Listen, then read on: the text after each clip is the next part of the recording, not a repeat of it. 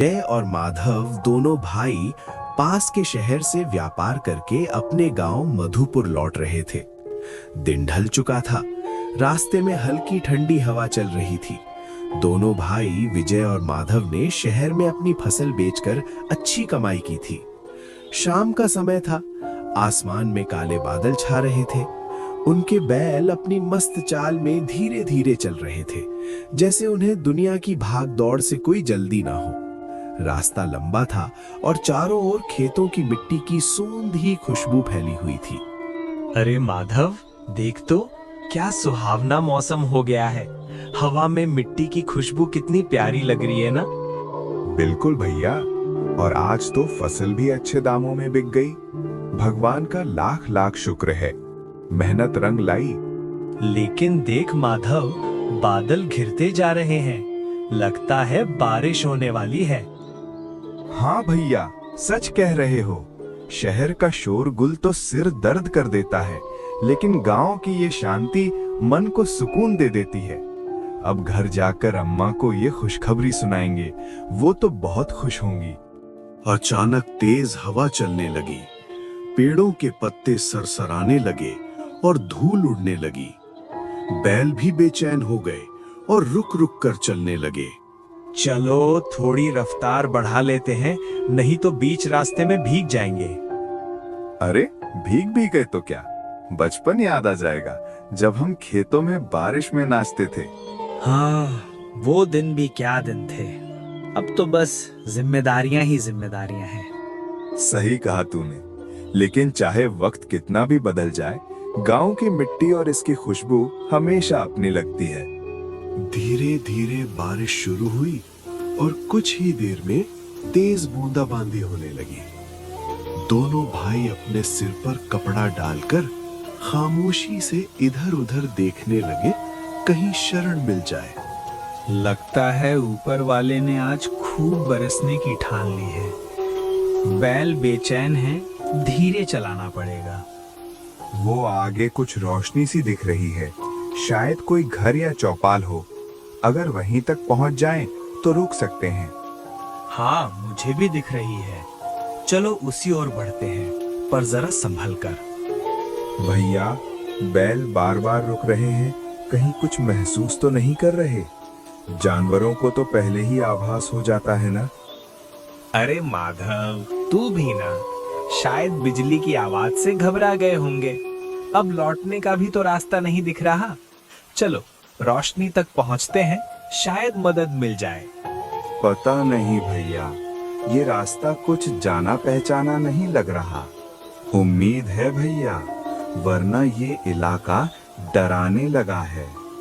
डर मत, मैं हूं तेरे साथ। जो भी होगा साथ झेल लेंगे। रोशनी की दिशा में मुड़ती बैलगाड़ी की धूल अब पानी में बदल रही थी। मौसम की गूंगी सरगर्मी के बावजूद किसी अनजाने सुकून की हल्की सी अनुभूति मन में उजागर हो रही थी। वे बैलगाड़ी को रोशनी की ओर मोड़ते रहे। बारिश इतनी ज्यादा हो रही थी कि कच्चा रास्ता कीचड़ में बदल गया था और बैलों के पैर मिट्टी में धंसते जा रहे थे, जिस कारण बैल बड़ी मुश्किल से चल रहे थे। बहुत मशक्कत के बाद वे धीरे धीरे एक छोटे से गांव में पहुंचे। गांव छोटा था पर साफ सुथरा दिख रहा था। कुछ घरों से मध्यम रोशनी और धुआं निकल रहा था। गांव में घुसते ही दोनों भाइयों को एक बुजुर्ग आदमी दिखाई दिया, जो अपने घर के बाहर दरवाजे पर बैठा था और उसके बगल में एक लालटेन जली हुई थी।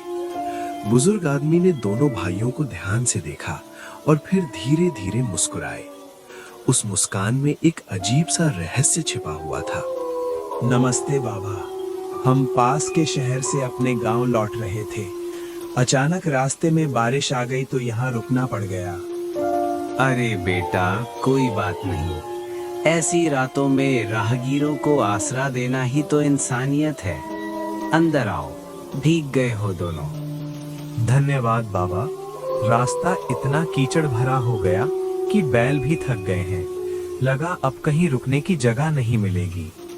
हाँ, इस इलाके का मौसम बड़ा नटखट है। कभी चुप रहता है, कभी अचानक बरस पड़ता है। कुछ क्षणों तक वो यूं ही देखता रहा, फिर अचानक उठा और अपने घर की ओर मुड़ गया। उसने इशारे से दोनों भाइयों को भी अपने घर में रुकने के लिए कहा। घर काफी पुराना था, मगर साफ सुथरा और व्यवस्थित। दीवारें मिट्टी की थीं और छत खपरेल की, जिन पर बारिश की बूंदें मध्यम लय में गिरकर एक विचित्र संगीत सा रच रही थीं। भीतर एक लालटेन जल रही थी, जिसकी मध्यम रोशनी पूरे घर में एक रहस्यमयी माहौल बना रही थी। हवा में पुराने समय किसी नमी और मिट्टी की गंध तैर रही थी, जैसे ये घर अब भी अपने अतीत की यादों में सांस ले रहा हो। चलो आग के पास बैठ जाओ, बदन सुखा लो। आपका गांव बड़ा शांत है बाबा। बाहर से लगा जैसे यहाँ कोई रहता ही नहीं। रहता हूँ बेटा, मैं और कुछ पुराने लोग। बाकी तो सब अपने अपने भाग्य के साथ चले गए। चले गए मतलब गांव छोड़ दिया उन्होंने? कुछ ने गांव छोड़ा, कुछ को गांव ने छोड़ दिया। पर तुम लोग थके लग रहे हो, पहले गर्म पानी ले लो। लेकिन आपने कहा कि गांव ने छोड़ दिया, आपका मतलब क्या है? कुछ बातें वक्त आने पर ही समझ में आती हैं। फिलहाल तुम आराम कर लो, रात अभी लंबी है। बेटा, इस गांव की मिट्टी में कई कहानियां दबी हैं। जो यहाँ रहता है वो उन कहानियों का हिस्सा बन जाता है, चाहे वो चाहे या ना चाहे। लोग कहते हैं ये गांव बरसों पहले उजड़ गया था, लेकिन कुछ आत्माएं अब भी यहाँ भटकती हैं। मैं तो बस उनका पहरेदार हूँ, ताकि कोई अनजाना यहाँ भटक कर फंस न जाए। बाबा, आप ये कैसी बातें कर रहे हैं? आत्माएं, पहरेदार, ये सब तो सुनी सुनाई लगती हैं। भैया, मुझे तो डर लगने लगा है। बाहर बारिश के बीच वो अजीब सी सरसराहट सुनाई दे रही है, जैसे कोई घर के चारों ओर घूम रहा हो। घर के अंदर का वातावरण भी कुछ अलग था। वहां रखा फर्नीचर बहुत पुराना था, जैसे कई दशकों से उसी जगह पर हो। दीवारों पर टंगी तस्वीरें भी फीकी पड़ चुकी थीं, जिनमें बीते जमाने की झलक अब भी मौजूद थी। इतने में भीतर से बुजुर्ग आदमी की पत्नी बाहर आईं। वे भी उम्रदराज थीं, पर उनके चेहरे पर गजब की शांति थी। उन्होंने पुराने जमाने के कपड़े पहन रखे थे और उनकी धीमी चाल में एक अनकही गरिमा थी, जैसे वे किसी ऐसे दौर से आई हों जो अब बस यादों में रह गया है। देखो बेटा, ये मेरी धर्म पत्नी है सुलोचना। उम्र के इस पड़ाव में भी घर आंगन को वैसे ही संभालती हैं जैसे पहले दिन संभालती थी। ये घर हमारे पुरखों की निशानी है। बिजली यहाँ आई तो थी, पर हमने उसे अपनाया नहीं। इन लालटेनों की रोशनी में हमें अब भी वही सुकून मिलता है जो मशीनों की चमक में नहीं मिलता। वक्त बदल गया, पर हम नहीं बदले। शायद इसलिए ये घर अब भी अपने अतीत की सांसें लेता है। बाबा, ये घर और इसकी खुशबू कुछ अलग सी है। लगता है जैसे समय यहाँ थम गया हो।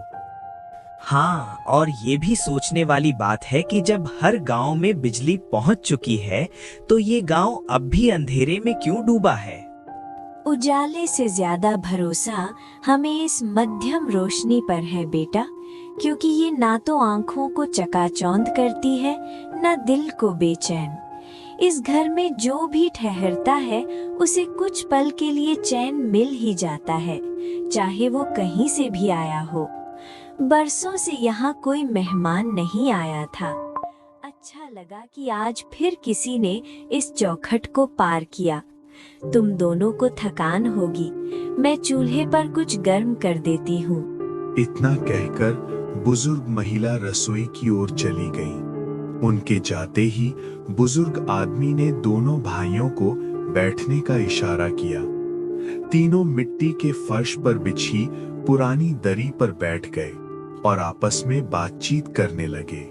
तो बेटा, रास्ते में कोई और यात्री नहीं मिला क्या?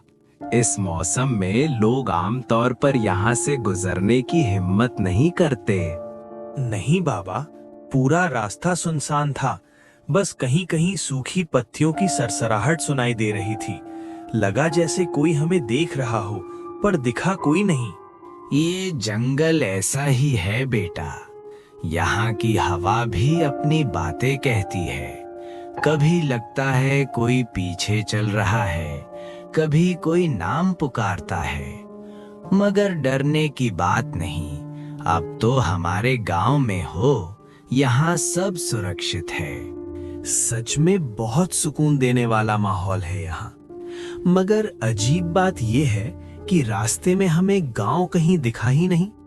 अचानक ये जगह सामने आ गई, जैसे किसी पर्दे के पीछे से उभर आई हो। लगता है जैसे इस गांव की हवा में कोई अलग ही बात है। एक अजीब सी शांति है जो डर और सुकून दोनों देती है। कभी कभी कुछ जगह खुद नहीं दिखती बेटा, बल्कि कुछ लोग ही उन्हें देख पाते हैं। शायद आज रात तुम्हारा भाग्य यहाँ ले आया। क्या मतलब बाबा? क्या ये गांव बाकी गांवों से अलग है?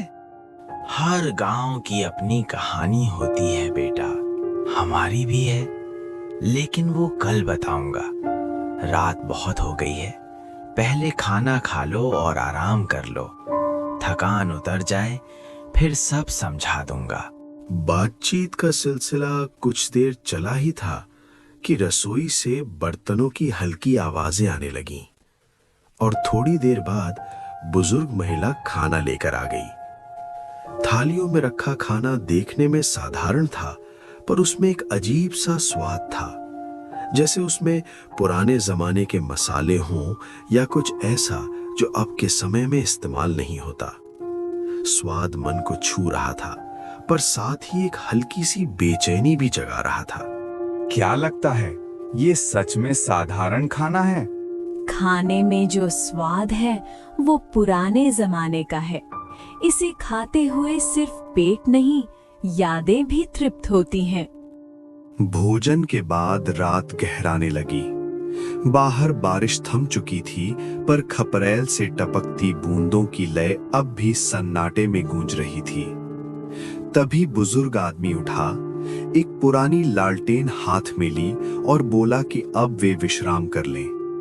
वह उन्हें लेकर घर के पीछे की ओर गया, जहां एक छोटा सा कमरा था, पुराना लेकिन साफ सुथरा।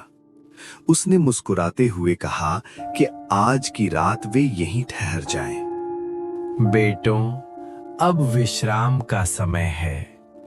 मैं तुम्हें एक कमरा दिखाता हूँ। आज रात यहीं रहो, सुरक्षित रहोगे। ठीक है बाबा, लेकिन ये कमरा इतना पुराना है, फिर भी साफ सुथरा दिख रहा है। कमरा छोटा है पर अजीब सा सुकून है। कमरे में दोनों भाई आकर लेट गए। कमरा छोटा था पर साफ सुथरा। हवा में एक अजीब सी खुशबू थी, जैसे धूप या अगरबत्ती की हल्की महक फैली हो। कमरा छोटा है पर अजीब सा सुकून है। यहाँ की हवा में भी कुछ अलग महक है। हाँ भैया, और बाहर बारिश तो थम गई, पर खपरेल से टपकती बूंदों की आवाज कुछ अजीब लग रही है, जैसे कोई हमें देख रहा हो। हाँ, मुझे भी लग रहा है कि यहाँ समय जैसे थोड़ा धीमा है।